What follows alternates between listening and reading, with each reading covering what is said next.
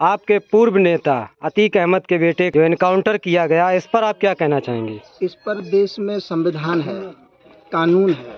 कानून के आधार पे जो भी निर्णय होगा वो कानून। लेकिन जो एनकाउंटर किया गया है, ये इसको किस नज़रिए से आप देखते हैं? भाई मैंने बताया देश में संविधान है, कानून व्यवस्था है, तो कानून व्यवस्था के आधार पे वो निर्णय लिया जाए। पुलिस ने जिस तरह से एनकाउंटर किया है, इस पर आप क्या कहेंगे? वो पुलिस के लिए भी तो कानून है, कोर्ट है, पुलिस कोर्ट का मामला है, ये कोर्ट देखेगा। नहीं तो आपकी प्रक्रिया क्या रहेगी? क्या हम बता तो रहे भाई, हम बता रहे कोर्ट का मामला है, कोर्ट देखेगा। कोर्ट तक मामला पहुंचा कहाँ है? पहुंच जाएगा। कानून की भाई कानून व्यवस्था है ना, जो पुलिस कानून व्यवस्था देखती है तो पुलिस पर भी कानून लागू होता है। ये कोर्ट को जेल होना चाहिए, आजीवन सजा वगैरह जो भी होता है भाई वो भी जेल चले जाएगा।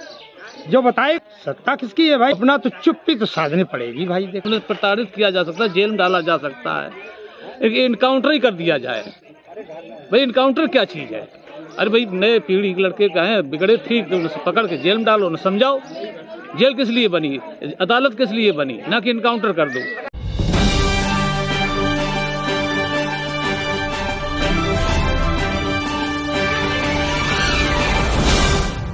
नमस्कार, मिशन न्यूज में आपका स्वागत है। आज हमारे साथ मंडल इंचार्ज बसपा के कुछ राजनीतिक सामाजिक चर्चा हो जाती है बाबा साहब के जन्म उत्सव पर।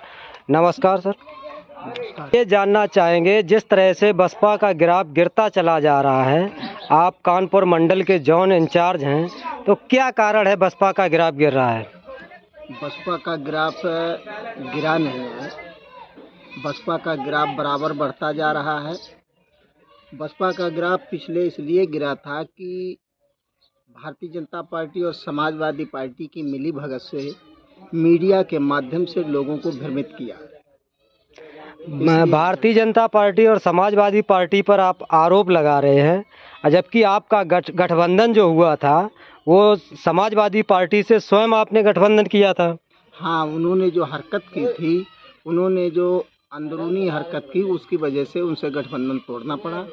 और चूँकि हमारा वोट तो समाजवादी पार्टी में कन्वर्ट हो जाता था, समाजवादी पार्टी का वोट हम लोगों को नहीं मिल पाता था, इसलिए तो। अगर आपका वोट समाजवादी पार्टी में कन्वर्ट हो जाता था और समाजवादी पार्टी का वोट आप में कन्वर्ट नहीं होता था, तो आपकी सीटें लोकसभा में ज़्यादा आई, समाजवादी पार्टी की कम आई। आरोप तो समाजवादी पार्टी को लगाना चाहिए। ऐसा है कि जो हमारे प्रत्याशी जहाँ जीतने लायक थे वो लोग हमारे जीते, और जहाँ उनके प्रत्याशी थे तो हम लोगों ने वोट दिया, लेकिन समाजवादी पार्टी के खुद बेस वोट ही दूसरी पार्टियों में सरक गए, इसलिए वो चुनाव हार गए।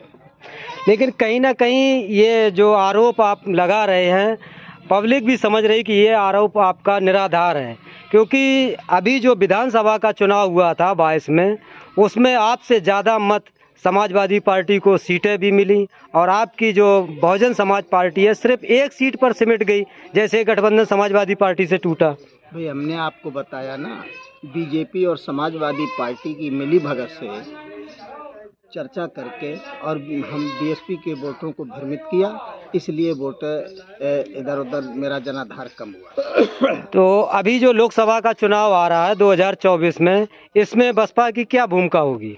देखो, बीएसपी तो पूरा देश जानता है कि ये जो क्षेत्रीय दल है, जैसे समाजवादी पार्टी है तो उत्तर प्रदेश में है, अन्य प्रदेशों में नहीं है, और अन्य दल जो छोटे छोटे हैं वो एक एक दो दो प्रदेश में सीमित हैं। लेकिन बहुजन समाज पार्टी पूरे देश में हर प्रदेश में अच्छी पोजीशन में अपना काम कर रही है और अच्छी पोजीशन में भी खड़ी है। इसलिए 2024 में हम बहुत अच्छा प्रदर्शन करने जा रहे हैं और हम सत्ता में भी आने का प्रयास है। माननीय बहन जी 2024 में देश की लगाम साधेंगे। जैसा कि 13 अप्रैल को आपको भी जानकारी होगी, समाचार पत्रों से जानकारी मिली, आपके पूर्व नेता अतीक अहमद के बेटे का जो एनकाउंटर किया गया, इस पर आप क्या कहना चाहेंगे? इस पर देश में संविधान है, कानून है, कानून के आधार पे जो भी निर्णय होगा वो कानून करेगा। लेकिन जो एनकाउंटर किया गया है, ये इसको किस नज़रिए से आप देखते हैं? भाई मैंने बताया देश में संविधान है, कानून व्यवस्था है, तो कानून व्यवस्था के आधार पे वो निर्णय लिया जाएगा, जो भी ले अदालत जो भी करेगी वो कोर्ट देखेगा। नहीं, वो तो कोर्ट देखेगा। ये जो संवैधानिक प्रक्रिया होती है उसको तो अरेस्ट करके कोर्ट जज के सामने पेश करना पड़ता है। लेकिन पुलिस ने जिस तरह से एनकाउंटर किया है इस पर आप क्या कहेंगे? वो पुलिस के लिए भी तो कानून है, कोर्ट है, पुलिस कोर्ट का मामला है, ये कोर्ट देखेगा। नहीं तो आपकी प्रक्रिया क्या रहेगी? क्या हम बता तो रहे भाई, हम बता रहे कोर्ट का मामला है, कोर्ट देखेगा। कोर्ट तक मामला पहुंचा कहाँ है? पहुंच जाएगा। कानून की भाई कानून व्यवस्था है ना, जो पुलिस कानून व्यवस्था देखती है तो पुलिस पर भी कानून लागू होता है, ये कोर्ट देखेगा। चलिए, तो हमसे बात करने के लिए बहुत बहुत धन्यवाद। और भी लोग हैं, उनसे बात करते हैं। मैम जी, आप क्या कहना चाहेंगे? जिस तरह से अतीक अहमद के बेटे का जो इनकाउंटर किया गया है इसको आप किस तरह से देखते हैं? वो तो भारतीय संविधान में जो कानून वर्णित है उस कानून के आधार पर निर्णय सरकार लेती है। लेकिन सरकार ने पुलिस की पीठ थपथपाई है कि पुलिस ने बहुत अच्छा काम किया है। आप इसको अच्छा काम घोषित करते हैं कि गैर कानूनी? क्या कुछ तो कहेंगे पक्ष या विपक्ष में? मैं तो ऐसा है, इसमें जो कानून कहेगा हम उसी को मानते हैं। चलिए, कमलेश जी, आप क्या कहना चाहते हैं? जिस तरह से अतीक अहमद के बेटे का एनकाउंटर हुआ है इसको किस नज़रिए से देखते हैं? जैसे कि अभी आपने पिछला एक घटना घटी जी, एक गाड़ी पलट गई विकास दुबे की जी, कहीं ना कहीं मुझे भी लगता है कि जो घटना घटी है तो ये संदिग्ध घटना है, और जिस तरीके से गाड़ी पलटाई गई उसी तरीके से ये घटना है। मतलब ये घटना एक षड्यंत्र पूर्व है। हाँ बिल्कुल, कहीं ना कहीं देखिए जैसे बुलडोजर चल रहा है इस समय, लगातार बुलडोजर चलाए जा रहे हैं, इसी तरीके से कहीं ना कहीं कोई ना कोई आरोप लगा करके कुछ ना कुछ लगा के मकान गिराए जा रहे हैं, और कहीं ना कहीं ज़मीनों पर के आक्रमण बता करके उनकी ज़मीनें छीनी जा रही हैं। तो कहीं ना कहीं सारी व्यवस्थाएं जो हो रही हैं, ये सत्ता जो इस समय है वो सत्ता ताकत में है तो स्वाभाविक कहीं ना कहीं। लेकिन वो भी तो अपराधी था। दुरुपयोग भी हो रहा है, ऐसा नहीं है।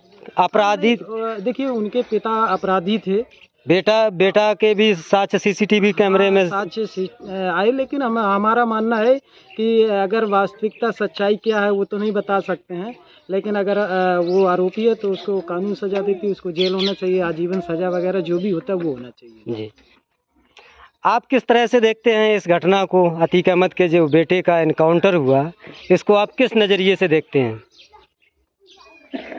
मैं नज़रिए से देखता हूँ कि ये तो जरिया अलग अलग होते हैं और हम किसी को मालूम हो जाते, किसी को नहीं मालूम होते।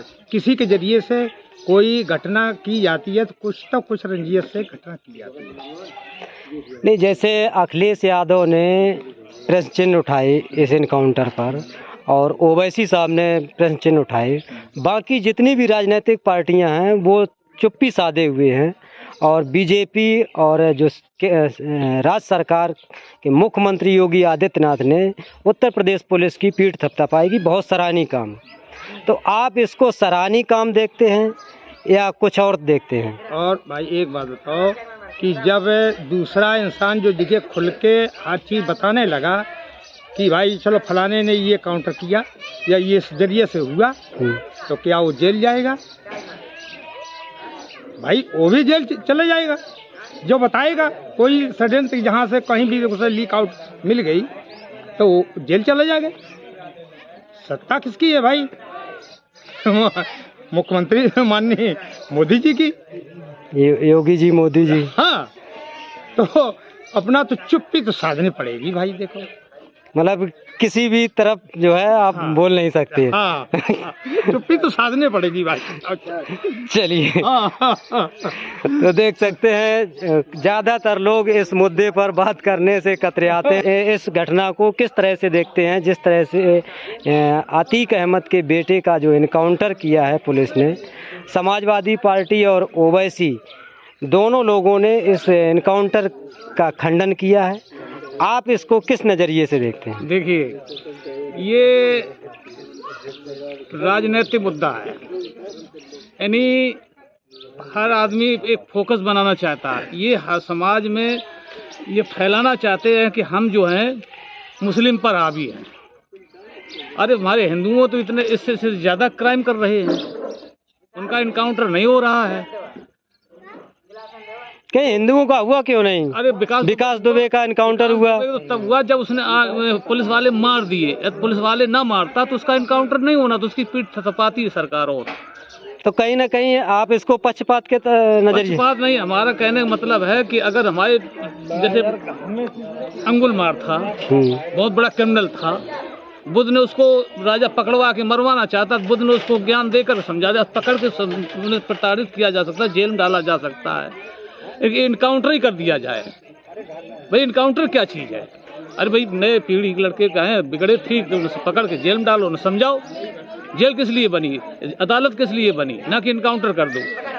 तो जब हमने मकान बना लिया है तो हम पर मुकदमा लगा दो, कि ना कि हम पर बुलडोजर चला दो। लेकिन वो षड्यंत्र रच रहे थे, जैसा समाचार पत्रों से निकल के आया कि वो अतीक अहमद को छुटाने का साजिश रच रहे थे। जानते हैं, क्योंकि हमारे ऊपर भी लगे मुकदमा कि एक आदमी क्राइम कर रहा है और हमारे घर पूरा फंसा जा रहा है, हमारे ऊपर भी लगा।